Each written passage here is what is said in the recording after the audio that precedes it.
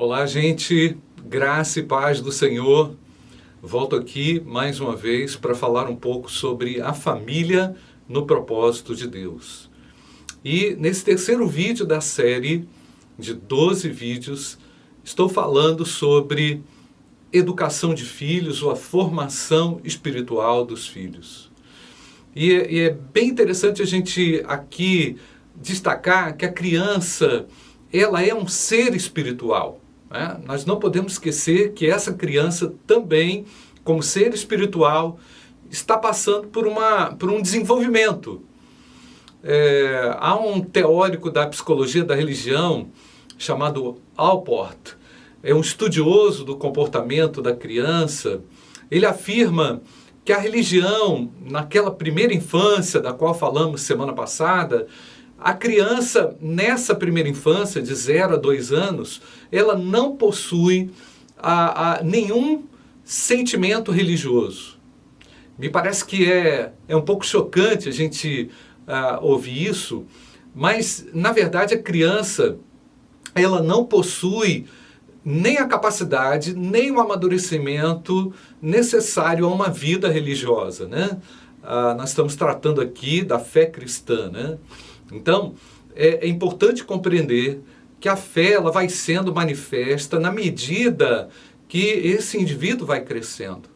E no vídeo passado, no vídeo 11, no segundo vídeo sobre a formação de filhos, eu falei que naquela faixa etária entre 0 e 2 anos, existiam e existem há 3 elementos extremamente importantes, onde as crianças vão poder conseguir se desenvolver na sua compreensão de quem é Deus, através da figura paterna e da figura materna. Aqueles 3 elementos são a regularidade, a afeição e o afeto, não é?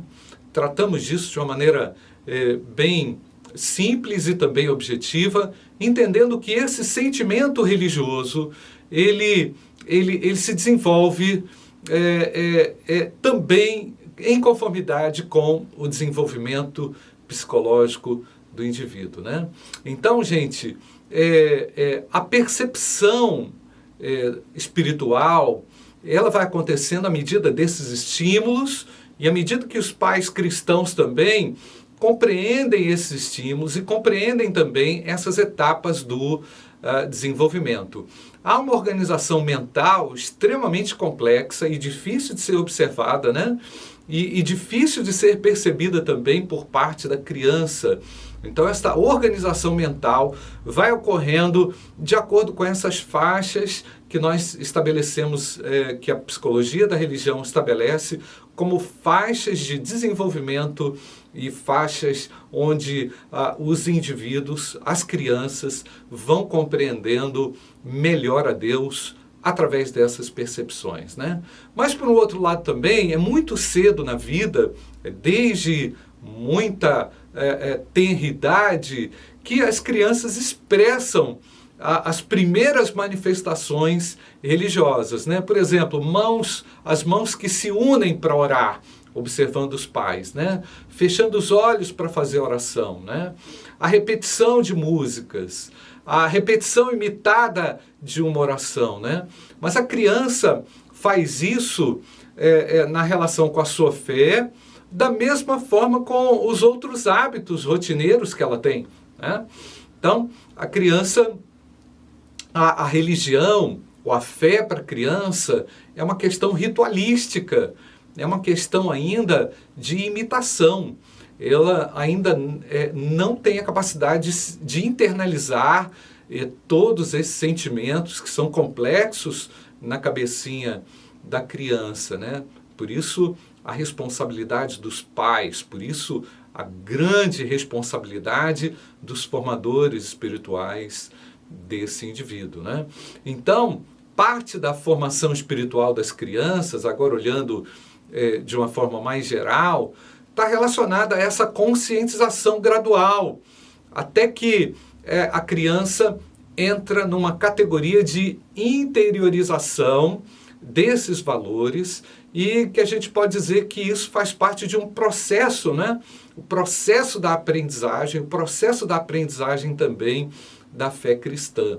E aí, esse aprendizado tem como ponto de culminância essa consciência religiosa, essa consciência espiritual.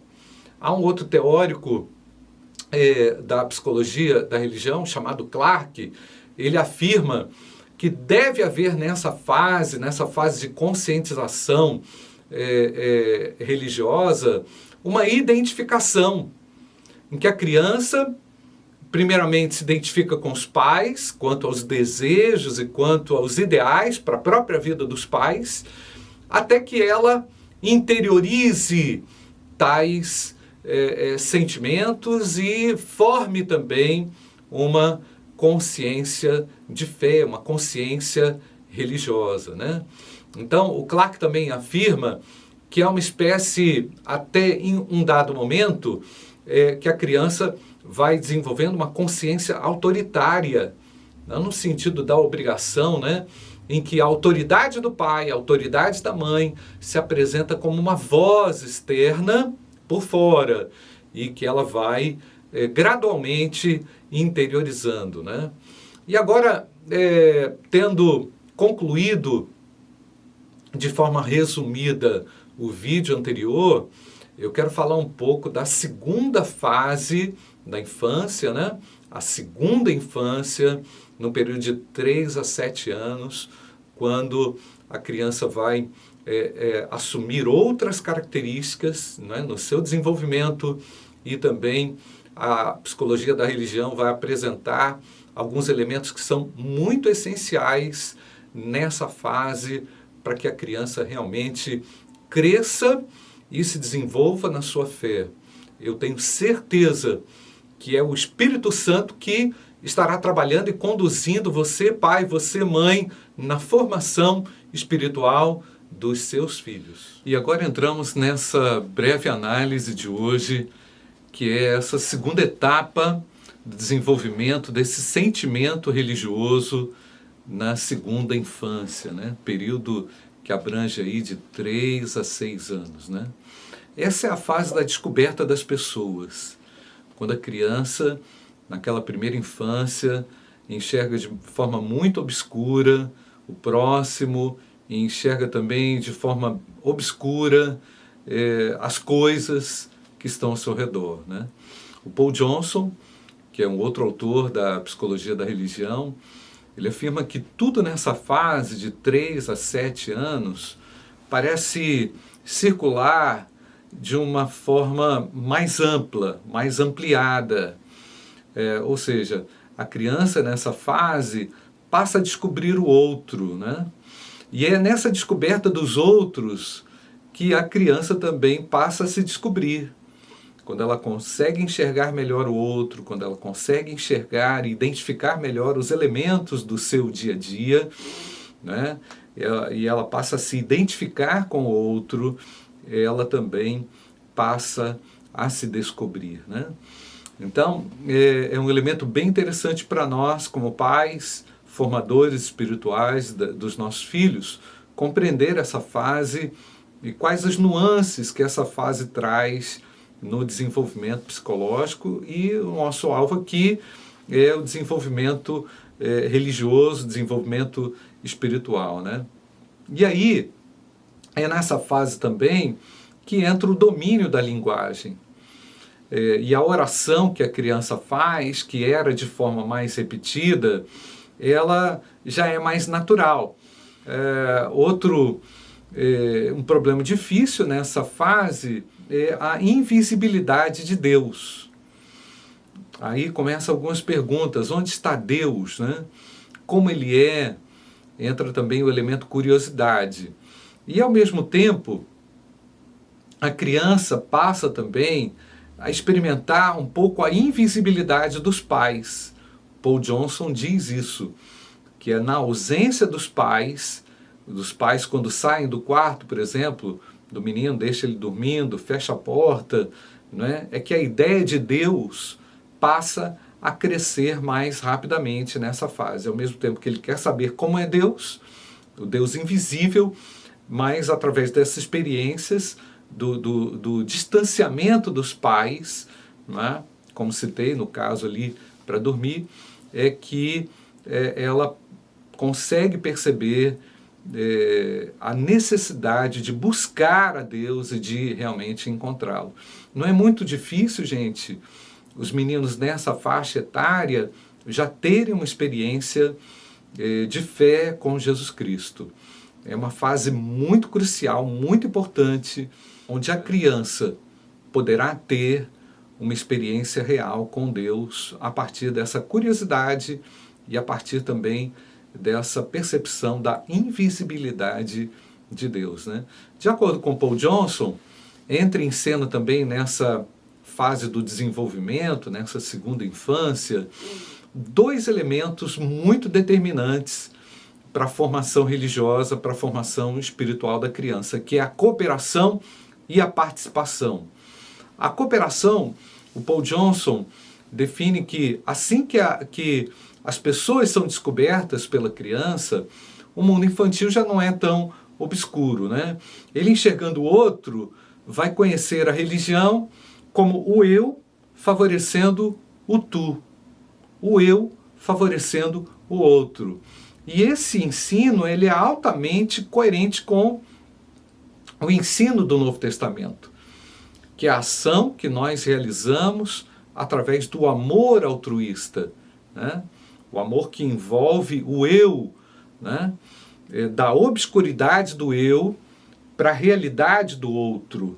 Então, as famílias e os pais, logicamente conscientes disso, eles podem, de fato, favorecer muito a formação espiritual das crianças, demonstrando, ensinando como elas podem ser felizes ao doar, ao saber cooperar.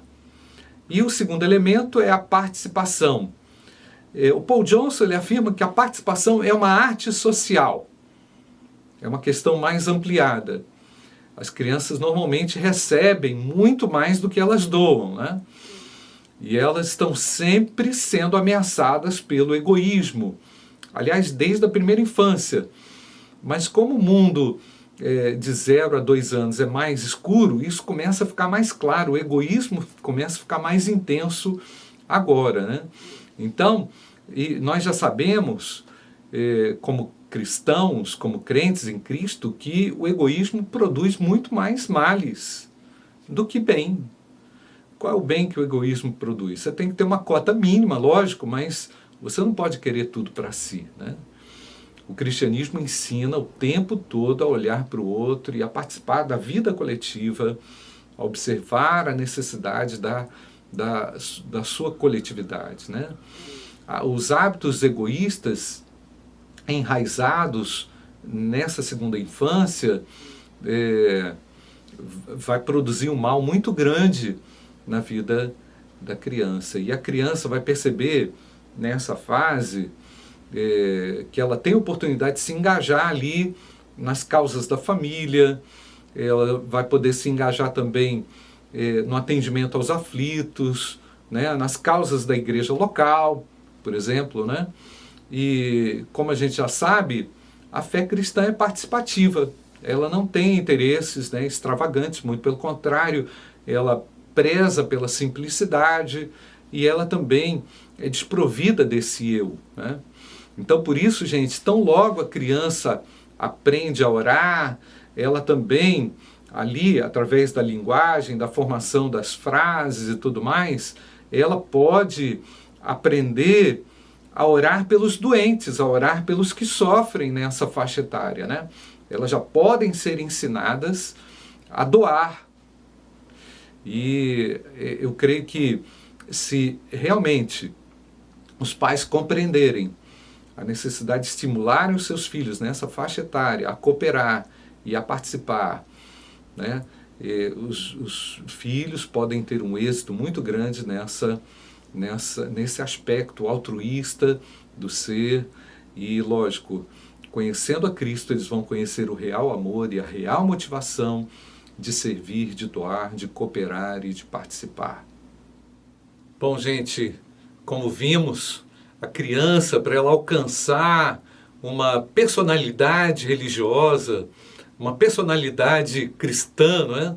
Ela vai precisar realmente da ajuda dos pais para se desenvolver. E nós queremos que isso aconteça de forma harmoniosa, considerando essas faixas de desenvolvimento, essas etapas de desenvolvimento, como a primeira infância e como a segunda infância, né? Então, a experiência espiritual das crianças é baseado num princípio de autoridade, como vimos, né? Isso suas ideias, elas não são fundamentadas pela sua própria experiência, mas pela experiência daqueles que são importantes para a criança. E qual é o alvo da paternidade? Só para a gente concluir, é que os filhos tenham uma experiência real e pessoal com Jesus Cristo. Porque o alvo da paternidade é conduzir os filhos a Jesus, né? Nós estamos falando da formação desse indivíduo, desse ser, né? Da formação religiosa, mas queremos de fato que os nossos filhos tenham um encontro pessoal com Jesus, né? Uma experiência de conversão, de nova natureza, onde eles vão se arrepender e eles vão confessar os seus pecados a Cristo e serão libertos, transformados, recebendo assim o Espírito Santo de Deus, né? E por isso, gente, que a Bíblia já muito remotamente, só para concluir aqui, ler de novo o texto de Deuteronômio capítulo 6, versículo 4. Muito remotamente, Deus já havia ensinado o povo, falado e advertido aos pais a respeito da responsabilidade dele para com os seus filhos, né? Para com os filhos. Ouve, Israel, o Senhor nosso Deus é o único Senhor. Amarás, pois, o Senhor Deus de todo o teu coração, de toda a tua alma e de toda a tua força. Essas palavras que hoje te ordeno estarão no teu coração. Tu as inculcarás a teus filhos e delas falarás, assentado em tua casa e andando pelo caminho, e ao deitar-te e ao levantar-te. Deus abençoe essa jornada maravilhosa de formação espiritual dos filhos, para que eles realmente encontrem a Cristo. Deus abençoe a sua família.